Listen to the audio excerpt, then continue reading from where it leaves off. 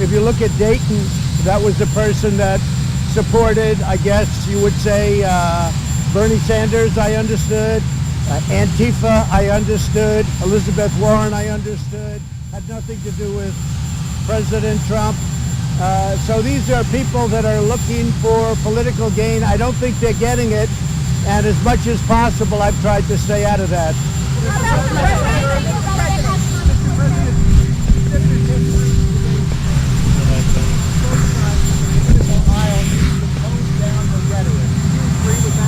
Well, I do agree, but I think we have toned it down. We've been getting hit left and right from everybody. Many of the people I don't know, a couple of people from Texas, political people from Texas that aren't doing very well. I guess somebody said the mayor, I had one very nice conversation with the mayor of Dayton, could not have been nicer. And then she goes and says, I tried to call her. Well, I spoke to her and I didn't receive any calls. So they're trying to make political points. I don't think it works because, you know, I would like to stay out of the political fray.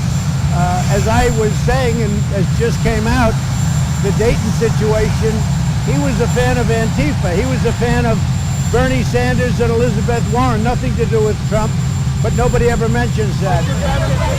What do you say? Say it?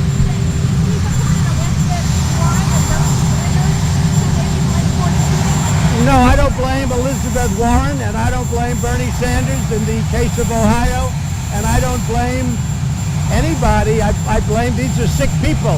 These are people that are really mentally ill, mentally disturbed. It's a mental problem, and we're going to be meeting with members of Congress. I've already got meetings scheduled, and I have had plenty of talks over the last 2 days, and I think something's going to we're going to come up with something that's going to be really very good, beyond anything that's been done so far.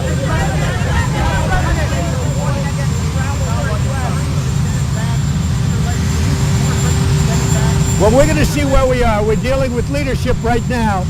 And you know, you have two sides that are very different on this issue. And let's say all good people, but two sides that are very different. If we get close, I will bring them back. But it has to be, you know, we have to see where we are with leadership. Normally, this has been really a decision. Congress gets together and they try and do something. But if you look over the last 30 years, not a lot has been done.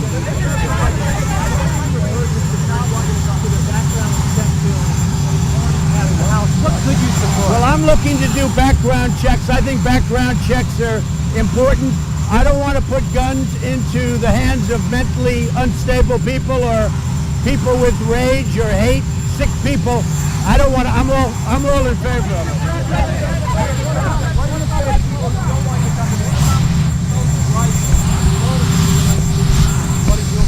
Well, I can tell you that there is no political appetite for that at this moment. If you look at, you could speak, you could do your own polling, and there's no political appetite from it from the standpoint of legislature, but I will certainly bring that up. I'll bring that up as one of the points. There's a great appetite, and I mean a very strong appetite, for background checks, and I think we can bring up background checks like we've never had before. I think both Republican and Democrat are getting close to a bill to doing something on background checks.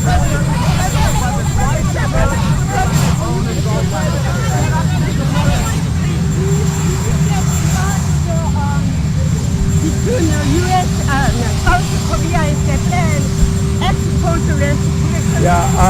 South Korea and I have made a deal. They've agreed to pay a lot more money toward the United States. As you know, we've got 32,000 soldiers on South Korean soil, and we've been helping them for about 82 years, and we get nothing. We get virtually nothing. And South Korea and I have made a deal where they're paying a lot more money, and they're going to pay a lot more money, and the relationship is a very good one.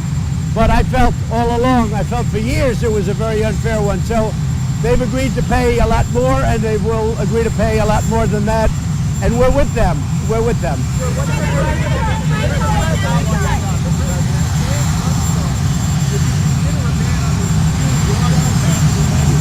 So you have to have a political appetite within Congress, and so far I haven't not seen that. I mean, I can only do what I can do, I think there's a great appetite to do something with regard to making sure that mentally unstable, seriously ill people aren't carrying guns. And I've never seen the appetite as strong as it is now.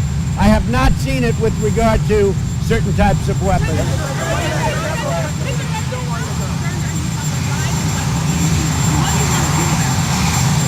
I am concerned about the rise of any group of hate. I don't like it. Any group of hate, I am, whether it's white supremacy, whether it's any other kind of supremacy, whether it's Antifa, whether it's any group of hate, I am very concerned about it, and I'll do something about it.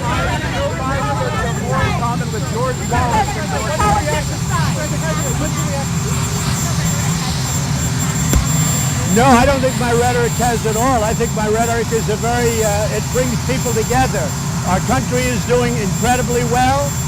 China is not doing well. If you look at the trade situation, China just admitted yesterday that they've been a currency manipulator. First time they've ever been called out. Companies are moving out of China by the thousands, and our country is doing very well. We're going to see how it all works out. Somebody had to do this with China because they were taking hundreds of billions of dollars a year out of the United States, and somebody had to make a stand.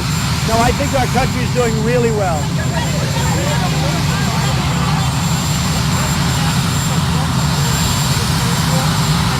I think the market reaction is anticipated. I would have anticipated. I would have maybe than it ever would have gone, because China was like an anchor on us. China was killing us with unfair trade deals. The people that allowed that to happen are a disgrace. China, what they were doing to us for years and years, taking hundreds of billions of dollars out, stealing intellectual property, targeting our farmers, all of that's ending, and they understand that.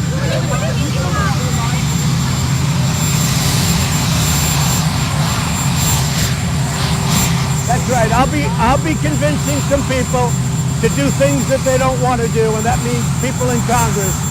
But you get a lot of people on one side, and you have a lot of people on the other. But I have a lot of influence with a lot of people, and I want to convince them to do the right thing. And I will tell you, we've made a lot of headway in the last 3 days, a lot of headway.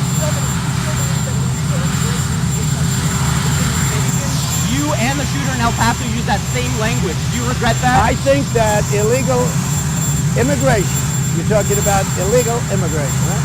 Yes? I think illegal immigration is a terrible thing for this country. I think you have to come in legally. Ideally, you have to come in through merit. We need people coming in because we have many companies coming into our country. They're pouring in.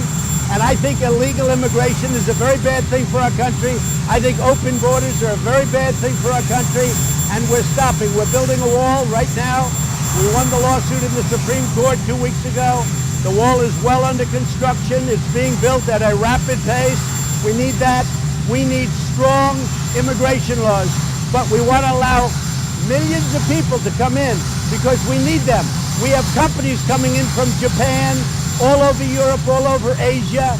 They're opening up companies here.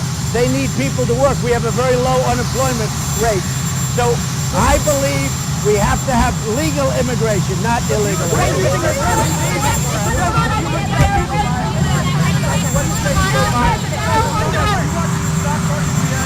I am. I think the market reaction is to be expected. I might have expected even more. At some point, as I just said, we have to take on China. They've been taking us to the cleaners for 25 years. This should have been done long before me as the president. You know the story better than anybody. You know it better than I do, frankly. Hundreds of billions of dollars a year taken out of our country, stealing intellectual property. And you know what? We right now, we're sitting on top. We have money pouring in. We have powerful companies, strong companies. China's losing so many. They're losing thousands and thousands of companies are leaving China now because of the tariffs. And we're in a very good position as to whether or not a deal will be made. I will tell you this, China would like to make a deal very badly. Joe Biden says you have more in common with George Wallace than George Washington?